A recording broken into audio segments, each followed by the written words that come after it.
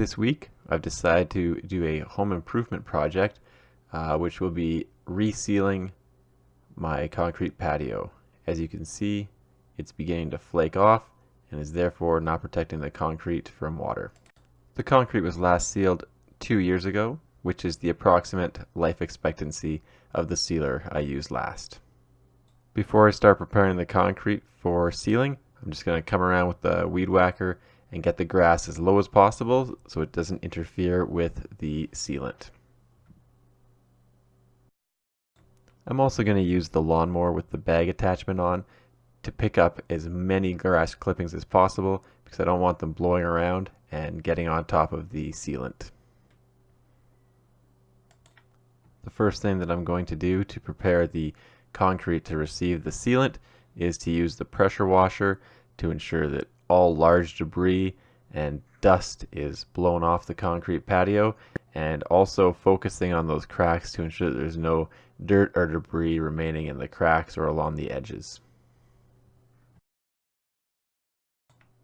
After pressure washing the patio, I'm just going to take some soap and water with a scrub brush and give the patio a good scrubbing to ensure that any of the flaky sealant is removed, as well if there's any oils or grease that accumulated that the pressure washer couldn't remove, that those are removed. For the frontage, I'm just going to use a Scotch-Brite pad and use the soap and water as well.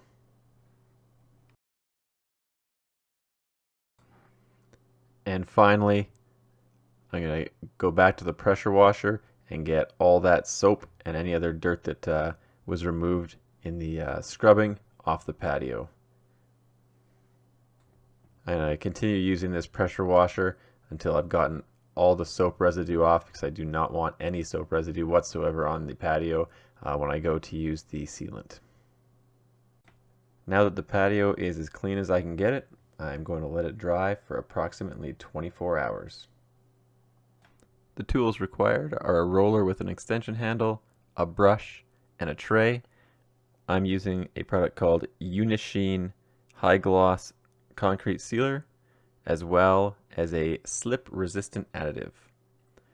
To use the slip-resistant additive, you just pour half of the container into the 5-gallon container of concrete sealer. And once you've poured it in, you want to give that a good shaking to thoroughly mix the anti-slip compound with the high gloss concrete sealer. I didn't use the slip resistant compound last time, and I very much regretted it in the winter. Once a little bit of ice formed on the concrete patio, it became very slick. Once everything's mixed up, you pretty much apply it like you do paint on a wall. Put it in your tray, and I'm going to start with the brush on the edges just to get those out of the way. I'm trying to be careful not to get dirt or grass in the brush. Once I'm on top of the patio, I just use the brush to cut into the corner. And it can be hard to see where you've painted and where you have not painted, so I found it best to select a point on the wall that I could use as a reference. And in this case, I was using the corner of the window as my limit of exploitation. Now that the wall has been cut with the concrete sealer, I'm going to switch over to the roller. I found this very similar to painting walls in that you want to keep a wet edge and roll it out as little as possible. I found you don't want to rework this product too much. It starts drying in about 10 to 15 minutes and it gets tacky probably within 5 minutes. So once you've rolled it on, you want to move on to the next portion of the concrete slab without reworking an area, because it'll start sticking to your roller and leave bubbles behind. So work it once and move on. And continue rolling out the concrete sealer, working from one end to the other. On the left hand side of the brush is where the concrete's being resealed, and on the right hand side of the brush it is not. You can see the left hand side is significantly shinier than the right hand side. And the process repeats itself, using the brush to cut along the wall so that you can get in tight as the roller cannot get that close to the wall, and then continue rolling. It is important to note you're going to want to mix the sealer thoroughly so that the anti-slip compound is suspended evenly throughout the sealer. Because this is stamped concrete, I did have some issues with getting the sealer all the way into some of the cracks. Basically, the roller would skip the crack, so that was something that I sort of noted and would have to go back and do later. I can also not recommend enough having the extension handle for your roller, as doing this with just the handle and essentially on your hands and knees would have been a much more arduous process. And this is what the patio looks like with the first coat of concrete sealer on, and that is mostly dry. For the second coat, I started working from the opposite side, and again, I'm going to start with the brush and just do the edges. Because of the weather, I was unable to do my second coat in the evening, so I had to wait for the next morning to lay down the second coat. Again, I'm going to use the brush to cut in on the edges,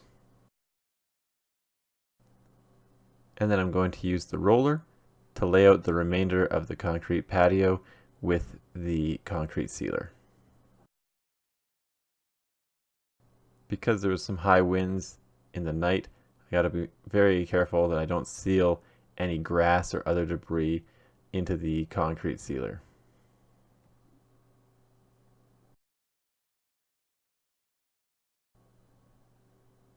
As noted on the first coat, it was difficult to get the sealer into some of the cracks. So on the second coat, I'm going to use the paintbrush and just brush into some of the more stubborn cracks to ensure a complete seal of the concrete. Here's a close-up of where the roller couldn't reach.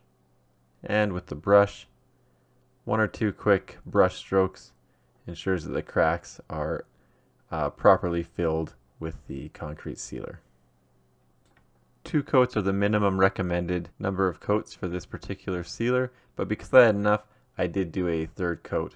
I worked left to right, just like the first coat that I put on. However, I went into a opposite direction with the roller just to mix things up and ensure that I got the concrete from every angle to make sure that I didn't have any dry spots. The recommended solvent for this concrete sealer is xylene, and I'm going to use that to get rid of a couple of the bubbles that formed in the cracks of the concrete. I found that in the hotter temperatures, when I put a coat on, I would get more bubbles than in cooler temperatures. To get rid of the bubble, I just use the xylene on the brush and do a few brush strokes on the bubble, and it completely disappears. I found that some of the bubbles were a little bit more stubborn, in which case I once again used the brush with the xylene and allowed it to soak in for a little while longer. And once the bubbles were fully saturated, I used the end of the paintbrush to essentially push the bubbles down and then give it a few more strokes and they disappear.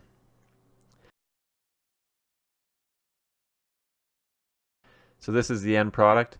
Overall, it was a fairly easy job. It did take a while because you have to lay down multiple coats. You can see that there's some water on the patio now from the rain the previous night and is beating off the patio very well. It's not soaking into the patio like it was before.